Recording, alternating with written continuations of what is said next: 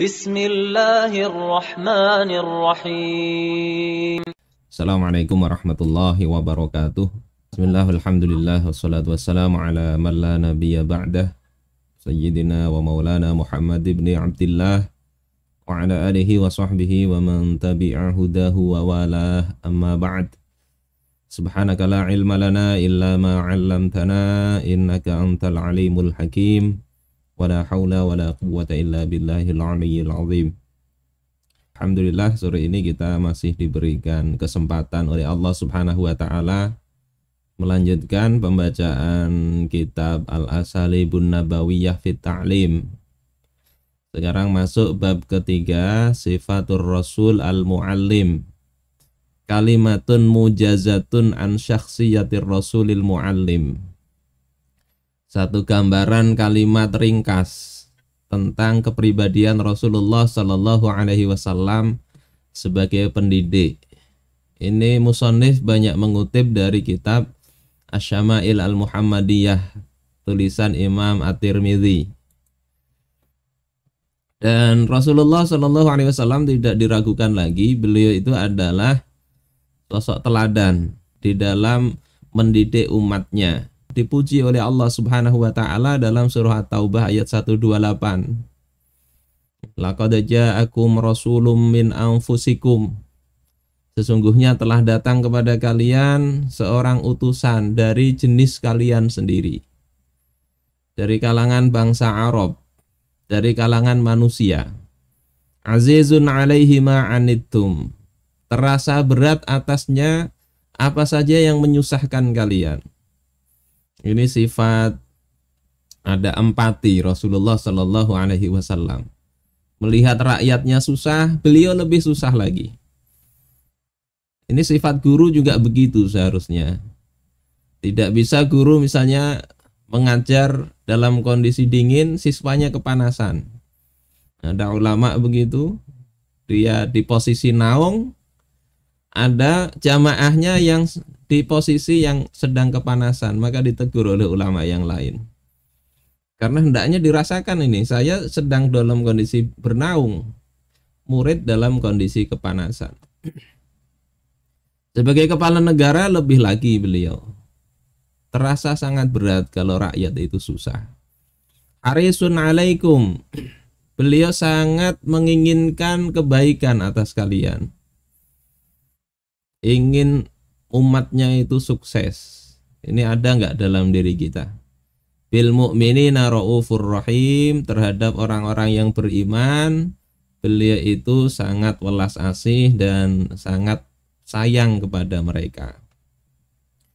Ini sifat yang digambarkan oleh Allah Subhanahu wa taala. Diriwayatkan dari Malik bin Al-Huwairits, dia mengatakan, kami mendatangi Rasulullah Sallallahu Alaihi Wasallam.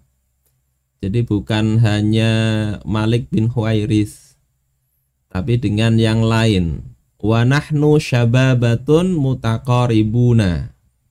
Sedangkan kami ini adalah pemuda yang sepantaran dalam umur dan usia. Fa aqamna indahu 'ishrina lailah. Maka kami diam, ya, mengikuti Rasulullah Sallallahu Alaihi Wasallam bersama beliau itu 20 malam. Semacam mungkin kalau bahasa kita sekarang daurah, ya, daurah 20 hari bersama Rasulullah. Ya, andai Rasulullah hidup itu alangkah mungkin kita senangnya bisa bersama beliau.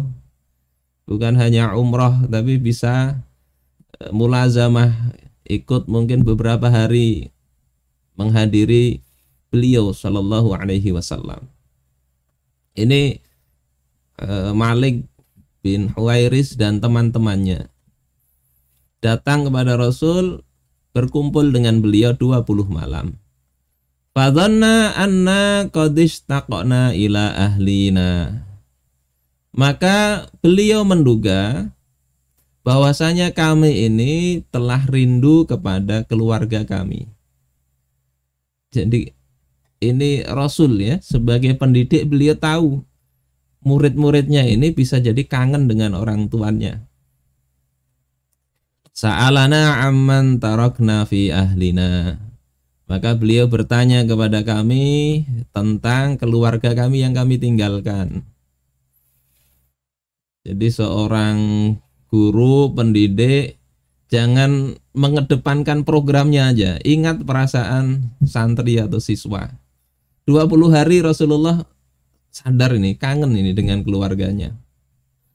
Fa akhbarnahu, maka kami memberitahu kondisi keluarga kami. Wa kana Rasulullah sallallahu alaihi wasallam rahimar rafiqa.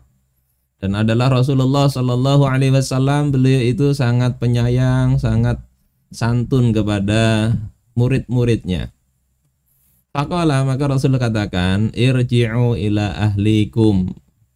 Pulanglah kalian, temui keluarga kalian. Fa'allimuhum. Kemudian ajari mereka, wa muruhum.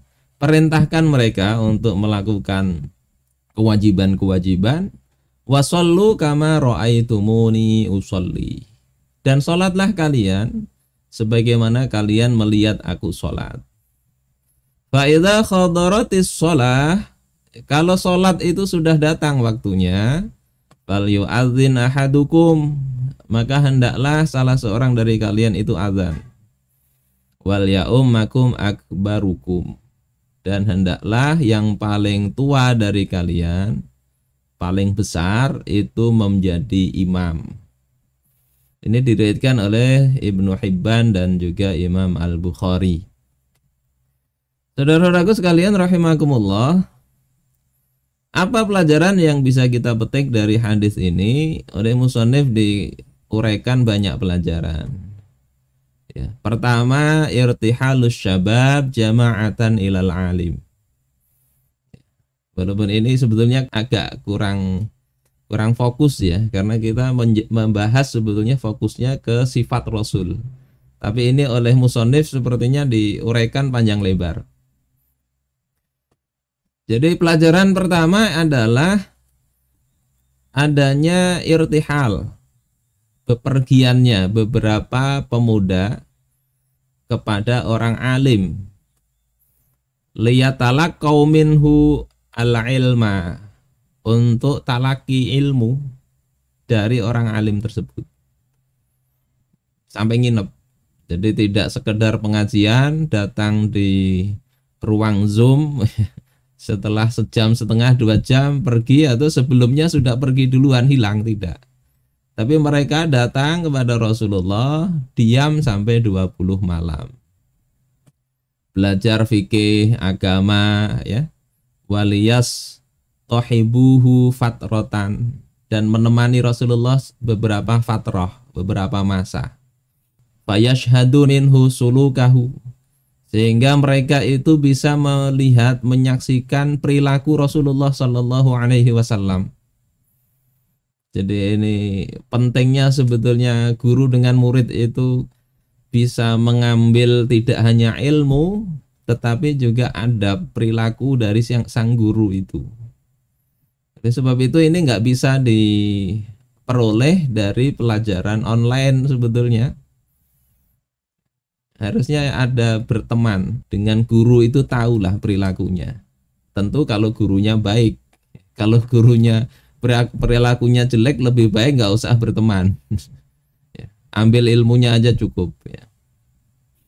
Maka jadilah aktivitas itu akan membuat ilmu yang diperoleh dari Rasul lebih wadih, lebih jelas ya, di dalam diri mereka. Di dalam hadis ini juga ada pelajaran untuk memperhatikan kepada diri pribadi Rasulullah Shallallahu Alaihi Wasallam, yang beliau itu adalah majma'ul qudwah, kumpulan dari teladan, wa namudhaj al-insan al-kamil, dan model dari manusia yang sempurna. Jadi perlu dilihat, diselami. Ini pelajaran dari hadis tersebut. Wa fihi aidan, dan di dalam hadis ini juga ada pelajaran ta'allumul ahkam syariah minhu sallallahu alaihi wasallam, belajar hukum-hukum syariat dari Rasulullah sallallahu alaihi wasallam. Kemudian juga ada pelajaran annal afdal bil muta'allim ayyak suda min ulama'i asrihi al-awfa ilman wal a'la fahman. Yang afdal murid itu hendaknya mencari ulama pada masanya yang lebih banyak ilmunya dan lebih tinggi tingkat pemahamannya. Jadi kalau bisa belajar ke yang lebih alim, afdalnya begitu. Anak-anak muda tadi ya, kana aba'u haula'i syabab sahabatan li Rasulillah sallallahu alaihi wasallam. Bapak-bapaknya anak muda tadi itu adalah sahabat-sahabat Nabi yang sebetulnya mereka bisa saja belajar langsung ke bapak-bapaknya. Bapaknya juga sahabat. Tapi itu tidak cukup bagi mereka hingga mereka kemudian datang melakukan perjalanan, kemudian menginap bersama Rasulullah Shallallahu Alaihi Wasallam, mengambil ilmu langsung dari yang lebih tinggi pemahaman dan lebih banyak ilmunya. Itu afdal. Ya, tentu ini bagi murid ya, siswa yang lapang waktunya. Kalau sudah belajar di sekolah, di pondok, jangan pilih-pilih guru lah sudah. Ditetapkan di kelas ini gurunya ini ya sudah, itu diterima dengan ikhlas. Ya, itu belajarnya di Ta'limul Muta'allim kan harus begitu. Nerima ilmu dari guru, gak usah mikirkan yang lain. Tapi afdalnya ini kalau dia itu bebas orangnya. Kemudian juga ada pelajaran bahwasanya yang lebih besar itu adalah lebih berhak untuk menjadi imam sholat. Mereka itu sepantaran umurnya. Tapi yang lebih tua kata Rasulullah hendaklah jadi imam. Kenapa? Karena mereka sama-sama belajarnya. Kalau tidak begitu maka yang lebih alim itu lebih utama daripada yang lebih tua untuk menjadi imam. Imam sholat ini ya.